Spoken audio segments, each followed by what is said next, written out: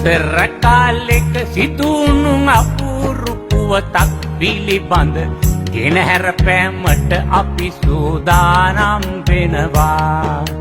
මිනිසුන්ගේ පුහුමානය නිසා වෙච්චි ඇබැද්දියකි මින් පාඩම් හැමදෙනාම ගත යුතු වෙනවා. ඔව් මින් පාඩම් හැමදෙනාම ගත යුතු වෙනවා. එකම පවුලේ දියණිය ගැන විවාහයක් කර දෙන්නට අම්මා තාත්තා දෙන්නා කතිකා කෙරුවා. තම වංශය ගැන ඉහලින් හිතන පතන මෙම උදවිය ඒකට ගැලපෙන සහකරුවෙකු ගැන සෙව්වා. ඒකට ගැලපෙන සහකරුවෙකු ගැන සෙව්වා. මකුල් කපුවෝ මේ නිවසට ඇවිත් නොයෙක් තරුණයන්ගේ වත් පොහොසත්කම් කියමින් වර්ණා කෙරුවා. එසේ එහෙම කිව්ව නමුත් වංශවත්කමක් නැතිනම් කොයි ලෙසකින්වත් ගැලපෙන්නේ නැති බව කිව්වා. වරියන්නේ කොයි ලෙසකින්වත් ගැලපෙන්නේ නැති බව කිව්වා. මෙහෙම ටික දිනක් යනකොට තවත් තරුණයෙක් පිළිබඳ තොරතුරු ගෙන කපු මහතෙකු නිවසට එනවා. ඔහුගේ වංශය නම් උතුම් යතුවට හොඳට ගැලපෙන වය හරි ඉහලින් උජාරුවට විස්තර කෙරුවා. හරි ඉහලින් උජාරුවට විස්තර කෙරුවා.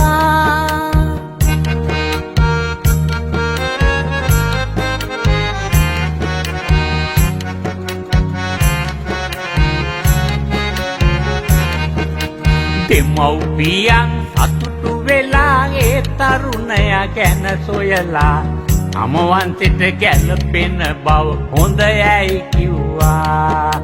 දෙපිරිසේම කැමැත්ත මත වන්තය ගැන උදම් අනා පියදියණිය තරුණයාට බන්දලා දෙනවා. මංගලම් පියදියණිය තරුණයාට බන්දලා දෙනවා.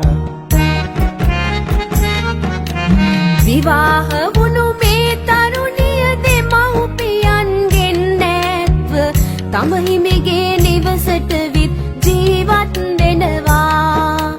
මෙහෙම ටික දිනක් ගත විය ධනය මිල මුදල් නොමැතිව දුකින් බරිත වූ ජීවිතයක් ගත කෙරුවා.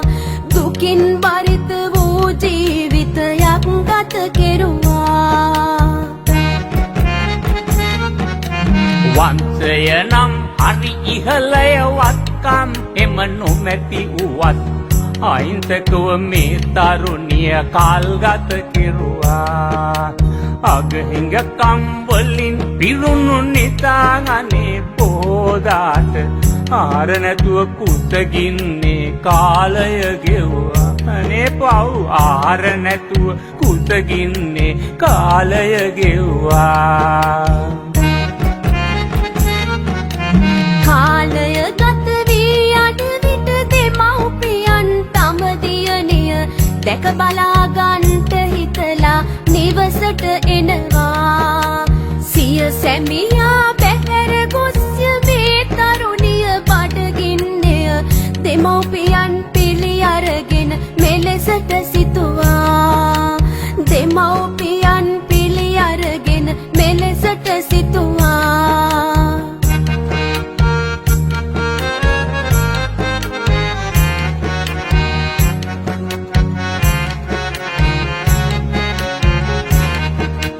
මුළු තැන්ගෙට ගොස් අනිකට හිස් වළඳක් ලිපේ තබා හැන්දක්ගෙන වළඳ කූරු ගාන්ට වූවා.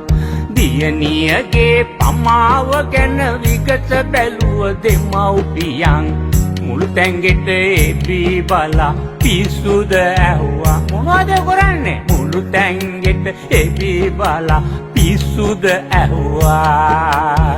අම්මා තාත්තා දෙන්නට කන්න උයලා දෙන්න කිසිම දෙයක් නැති බව දුකසේ පැවසුවා.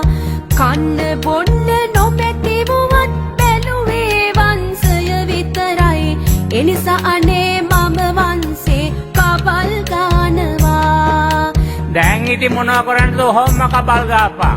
එනිසා අනේ මම වංශේ කබල් ගානවා.